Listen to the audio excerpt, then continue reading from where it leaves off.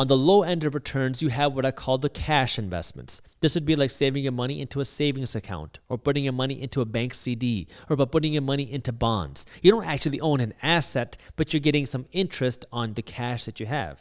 The second way that you can get higher returns is by investing your money into what I call passive assets. This would be like investing your money into stocks or investing your money into real estate. And the third way that you can invest your money to get potentially even higher returns is by investing your money into what I call active assets. So starting with the cash assets, investing your money into stocks, investing your money into CDs, investing your money into bonds. These are not ways for you to get rich. These are places for you to park your money temporarily. It's a place for you to keep your money and get a little bit of return, hopefully some interest, because now you have some high interest savings accounts that are actually paying 3, 4, close to 5% in interest that are FDIC insured.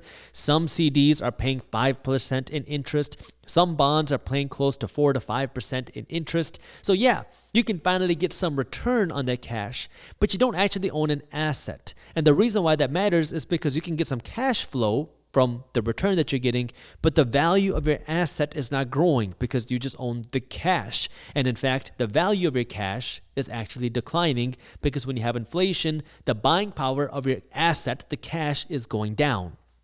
So when you own this cash investment, you're really not becoming wealthier besides the fact that you might be getting a little bit of interest. That's not how you get rich, but it's a way that you can park your money. It's a place where you can put some money and get a little bit of return while you're waiting for a good place to put your money. So now if you want to get better returns, now you got to look at either passively investing your money or actively investing your money. When we talk about passive assets, stocks or real estate, you now have the ability to decide and control how involved you want to be. And this is going to get a little bit confusing, but you can be a passive investor in passive assets, or you can be an active investor in passive assets. And what I mean by that is you can influence the type of returns that you get in the stock market or in the real estate market or by investing in other companies by influencing how involved that you are. Naturally, the more involved you are, the higher potential returns that you can get. Is it guaranteed? No, of course not. But it is a potential to get better returns because now you're actively researching your investments. You're looking for the better investments. You're trying to find the better price versus just being passive and letting it happen automatically. Now, what does this mean? The stock market is a place where you can put your money and invest into businesses. You can invest into the United States economy. You can invest into companies that make America America.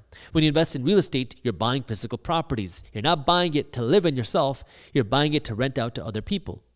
And so now the question is, how involved do you want to be? Some of you watching this are money nerds like me, and you're going to say, you know what, I love reading financial spreadsheets. I love studying companies. I like listening to earnings calls. I like doing all that stuff. But many of you are going to say, yeah, that sounds like a lot of work. I don't have time to do that. I'm a busy professional.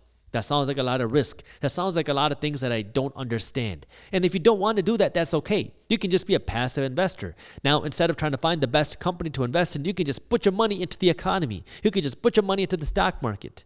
And that means now there are funds out there, index funds, ETFs, mutual funds, that you can just put your money into that will give you exposure to the stock market.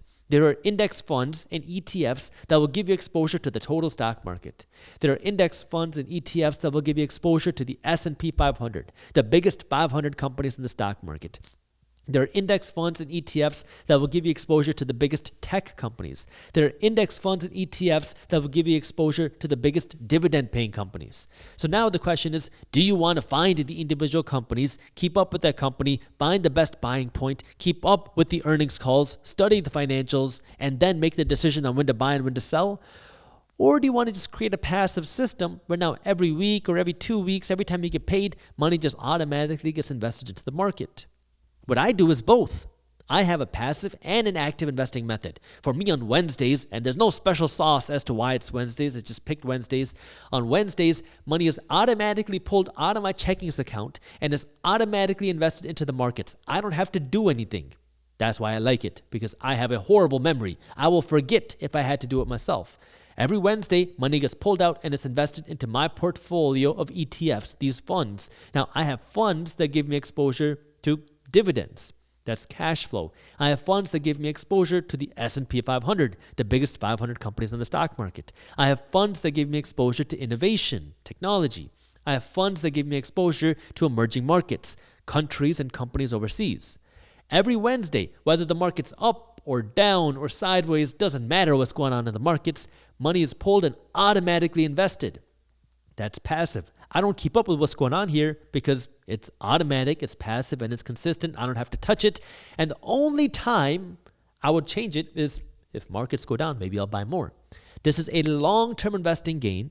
This is a long-term plan where now the plan is to just work to accumulate these assets and get some cash flow from it.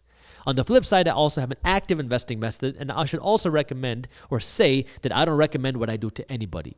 Make sure you do your own research and never, ever, ever blindly trust a random guy on YouTube. Anyways, I have an active investing strategy, which is where now I look for individual companies to invest in because that's something I enjoy doing.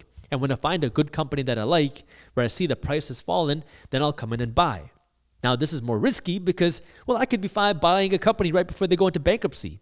Or I could be buying a very bad company. Or I could be buying a company on the verge of a downturn. Or I could be buying a company right before an economic crash.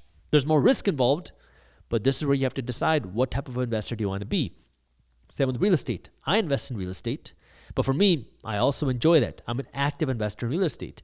I'm looking for real estate deals, homes or apartment complexes where I could see opportunity to come in, buy it at a discounted price, fix it up, rehab it, increase the value, get it now for below market value because I bought it at a discount, and then rent it out. That way I can generate some cash flow.